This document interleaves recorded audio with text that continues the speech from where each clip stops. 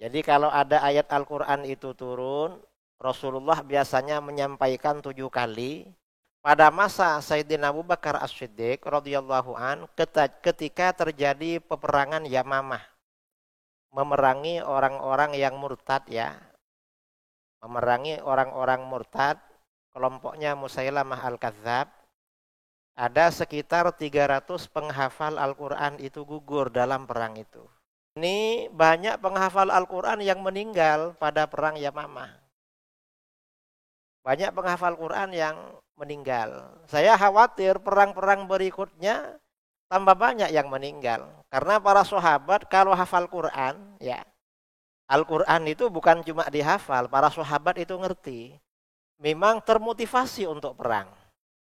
Ternyata apa? Zaid menolak. Kata beliau, hadza syai'un lam yaf'alhu Rasulullah sallallahu alaihi wasallam. Rasulullah gak pernah nyuruh ini. Bid'ah itu semuanya sesat. Lalu saya bilang, justru yang benar, bid'ah memang dibagi dua.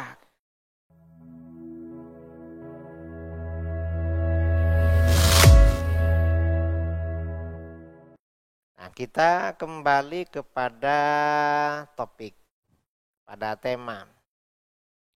Bid'ah itu artinya apa? Bid'ah itu definisinya, definisi bid'ah ya. Bid'ah itu, jadi bid'ah itu kalau secara bahasa artinya perkara baru yang tidak ada contoh sebelumnya. Ma uhditsah min ghairi misalin sabak, kata Imam Nawawi. Perkara baru tanpa ada contoh sebelumnya. Karena bid'ah ini bahasanya itu kreasi atau inovasi atau kreasi. Sesuatu dibilang kreasi kalau sebelumnya belum pernah ada. Lalu orangnya dibilang kreatif. Orang itu kreatif artinya bisa menciptakan sesuatu yang belum pernah ada sebelumnya. Ini secara bahasa, itu kreasi namanya. Kalau secara syar'i, secara agama, bid'ah itu artinya apa? Ma uhditsa mimma lam yu'had fi ahdi Rasulillah sallallahu alaihi wasallam. Perkara baru yang tidak dikenal atau tidak ada pada masa Rasulullah sallallahu alaihi wasallam. Pokoknya perkara-perkara baru yang tidak dikenal pada masa Rasulullah sallallahu alaihi wasallam atau tidak ada pada masa Rasulullah sallallahu alaihi wasallam itu namanya bid'ah. Dan ini masih belum hukum, ini baru definisi. Apa-apa yang enggak dikenal, tidak ada pada masa Rasulullah sallallahu alaihi wasallam itu namanya bid'ah. Ini bukan hukum, ini baru definisi. Kemudian hukumnya bagaimana?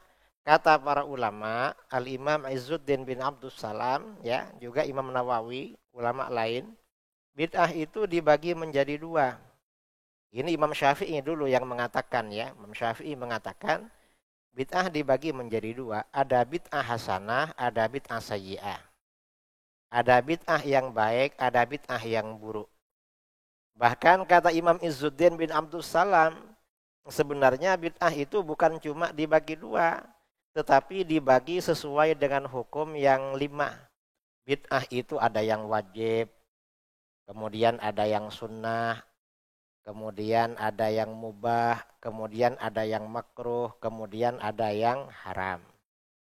Kalau bid'ah yang wajib ini, bid'ah yang wajib ini contohnya seperti apa?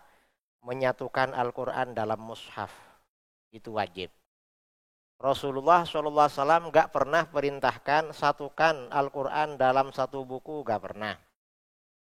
Rasulullah juga tidak melakukan penyatuan Al-Quran dalam satu buku, gak pernah. Dan para sahabat dulu pada masa Rasulullah SAW gak ada yang punya catatan lengkap. Mau mencatat itu gak sempat. Di samping juga yang pandai menulis itu jarang ya.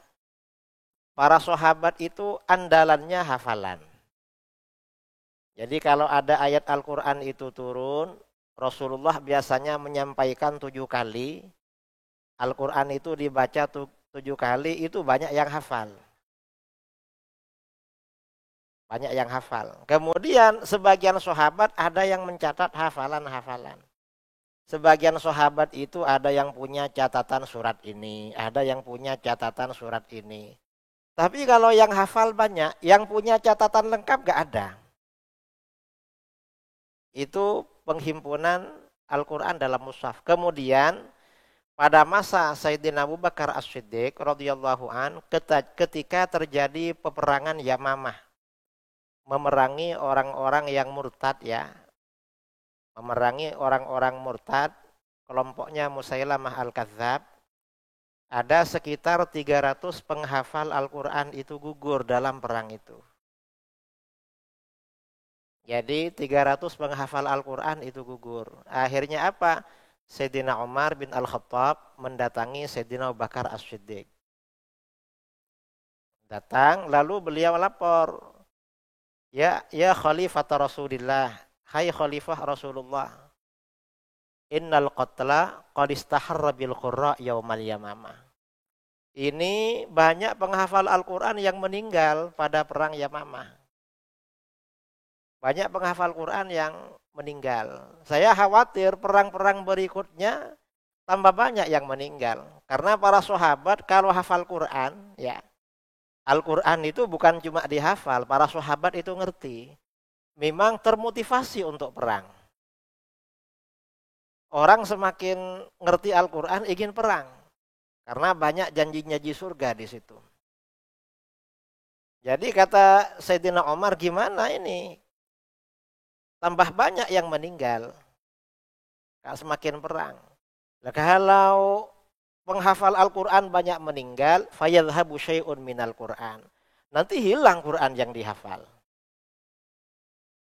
Wa inni ara an tajma'al Quran. Saya berpendapat, gimana kalau Anda sebagai khalifah menghimpun Al-Quran? Al-Quran dihimpun. Lalu apa jawaban Abu Bakar? Abu Bakar menjawab, ya, kata beliau, Rasulullah gak pernah melakukan ini. Rasulullah gak pernah menghimpun Al-Quran. Hadza syai'un lam yaf'aluhu Rasulullah SAW. Ini gak pernah dilakukan oleh Rasulullah. Masa kita lakukan? Ternyata kata Umar bagaimana? Hadza wallahi khair. Demi Allah ini baik. Diyakinkan. Enggak, ini bagus. Walaupun Rasulullah gak pernah melakukan, ini bagus. Akhirnya apa? Ya dah kalau begitu kayaknya bagus memang ini. Akhirnya Abu Bakar menerima. Setelah menerima lalu dipanggil pencatat wahyu Zaid bin Thabit. Setelah Zaid bin Thabit ini datang, di situ ada Umar, dia cerita. Umar ini tadi datang, bilang gini. Nah, wa innaka syabun aqil. Kamu ini kan masih muda dan cerdas. Wala natahimuk, dan kamu ini orang yang bisa dipercaya. Gimana kalau kamu yang mengumpulkan Al-Quran? Zaid bin Thabit diperintahkan menghimpun Al-Quran dalam satu mushaf. Ternyata apa? Zaid menolak. Kata beliau, hadza syai'un lam yaf'alhu Rasulullah SAW. Rasulullah gak pernah nyuruh ini. Gimana? Berarti kan bid'ah kan? Ternyata bagaimana diyakinkan oleh Abu Bakar. Hadza wallahi khair. Ini demi Allah baik. Ini baik ini. Akhirnya sepakat. Sepakat, akhirnya Al-Quran berkumpul sampai sekarang. Berkumpul dalam satu mushaf. Berarti kalau begitu, penghimpunan Al-Quran dalam satu mushaf, ini namanya bid'ah hasanah, dan termasuk bid'ah hasanah yang wajib. Ini bukan sunnah, saudara. Dan Al-Quran itu gak berhenti di situ. Quran ini yang dicatat, yang ditulis pada masa Sayyidina Abu Bakar, itu tidak ada titik dan tidak ada harokat. Tidak ada tanda-tanda wakaf. Gak ada titiknya, gak ada harokatnya. Jadi ya ditulis gitu aja, mungkin seperti tulisan Hana Caraka atau apa itu ya. Kan gak ada harokat, gak ada apa. Lama-lama dalam perjalanan waktu, karena memang dalam perjalanan waktu sabda Rasulullah SAW, tangkusul uqul, kecerdasan ini berkurang dalam perjalanan. Kecerdasan berkurang, orang kalau gak ada titiknya salah-salah maka dikasih titik. Lama-lama kecerdasan berkurang, cuma ada titiknya orang baca-baca salah. Dikasih harokat. Lama-lama. Lama-lama sudah ada titiknya harokat, orang wakofnya salah-salah. Akhirnya dikasih tanda-tanda wakof itu. Itu bid'ah semua itu. Ini namanya bid'ah hasanah yang wajib. Tahun 2011. Kira-kira akhir tahun 2011 saya diundang kawan-kawan di kota Balikpapan. Sampai di sana katanya tabligh akbar. Nah, di perjalanan dari tempat bermalam itu ke masjid, panitia bilang, Pak Kiai, ini untuk dialog, untuk acara kali ini kita mengundang 6 orang selain Kiai. Untuk berdebat dengan Kiai. Siapa? Yang 1 orang Syiah, yang 5 orang Wahabi. Itu Loh, kok baru bilang sekarang? Enggak bilang dari kemarin. Loh, Kiai kan siap. Ya siap juga, tapi kan terkejut kalau tahunya mendadak-mendadak begini. Coba dari kemarin bilangnya kan sudah kemarin terkejutnya. Karena enggak nanggung, 6 orang. Begitu sampai di tempat acara, ternyata gak ada yang datang. Sudah terkejut malah gak datang itu. Jadi apa-apa itu kalau belum kelihatan jangan terkejut dulu. Mengapa? Kadang-kadang yang kita khawatirkan, yang bikin kita terkejut malah gak datang. Ada 1 orang datang, waktu itu yang hadir kira-kira 2.000. Masjid itu penuh. Karena padahal siang-siang pagi-pagi itu. Bukan waktu sholat pagi sekitar jam 8 penuh. Mengapa? Orang-orang di pasar-pasar dengar. Ya Idrus mau debat katanya. Waktu itu. Jadi orang datang semua. Ada 1 orang sembunyi di antara jamaah. Oh ini kok datang? Akhirnya dipaksa ditarik ke depan itu. Dipaksa. Gak mau dipaksa. Dapat 15 menit pergi dia. Karena nggak tahan, itu di Balikpapan. Nah, acara selesai, kira-kira dapat beberapa hari, videonya viral waktu itu di YouTube. Ada orang ngechat saya yang hadir di situ. Ustadz, antum kapan mau bertobat katanya. Ya Wahabi. Maaf, kamu siapa? Saya dari Yayasan Ibnul Qayyim di Balikpapan. Yayasan Wahabi. Ustadz kapan mau bertobat? Loh, ada apa ini? Insya Allah saya tiap hari bertaubat. Tiap hari istighfar gini niat taubat. Tapi ada apa? Ustadz ini tukang nipu orang katanya. Loh kok bisa? Saya belum kenal sama kamu. Ustadz kemarin ceramah di Masjid At-Taqwa di Balikpapan. Lalu bilang bid'ah dibagi 2. Ada bid'ah hasanah, bid'ah sayyi'ah. Itu gak benar Ustadz. Bid'ah itu semuanya sesat.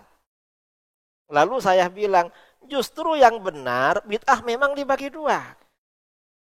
Dan itu pendapat para ulama ahlus sunnah. Yang kamu bilang gak dibagi 2 itu yang salah. Loh, tapi dalil Ustadz kan salah semua katanya. Loh, mana dalil saya salah semua? Saya menyampaikan puluhan dalil dan semuanya hadis sahih. Loh enggak, Ustadz gak benar. Di mana yang gak benar? Coba. Karena dia katanya bilang, saya nonton video Ustadz sambil ketawa. Dan kamu nonton sambil ketawa. Berarti ya gak konsentrasi. Coba yang fokus. Lendak, Ustadz kan bilang, dalil bid'ah hasanah itu di situ katanya penghimpunan Al-Quran pada masa sahabat Khalifah Abu Bakar. Itu bukan bid'ah Ustadz, tapi itu sunnah. Oh berarti kamu cuma baca judulnya. Kamu nggak baca teks hadisnya. Akhirnya waktu itu HP saya sambung dengan laptop. Untuk mengambil, dulu belum canggih ya. Tahun 2012, 2011 itu. Dan itu ngechatnya bukan pakai WA. Itu pakai Messenger waktu itu. Kan belum, nggak pakai Yahoo Messenger. WA belum ada waktu itu. 2011, 12 belum ada, masih SMS. Saya sambung. Laptop saya ambilkan. Ini hadisnya kalau kamu nggak percaya. Saya terangkan. Ini Umar bilang, saya berpendapat Anda menghimpun Al-Quran. Lalu kata Abu Bakar, hadza syai'un lam yaf'aluhu Rasulullah sallallahu alaihi wasallam. Ini nggak pernah dilakukan Rasulullah. Berarti kan bid'ah. Lalu setuju. Berarti bid'ah hasanah. Kamu bilang sunnah. Wong ini dua orang ini sahabat bilang bid'ah. Kok kamu bilang sunnah? Akhirnya apa kata si Wahabi? Oh, itu kan pendapat pribadi sahabat katanya.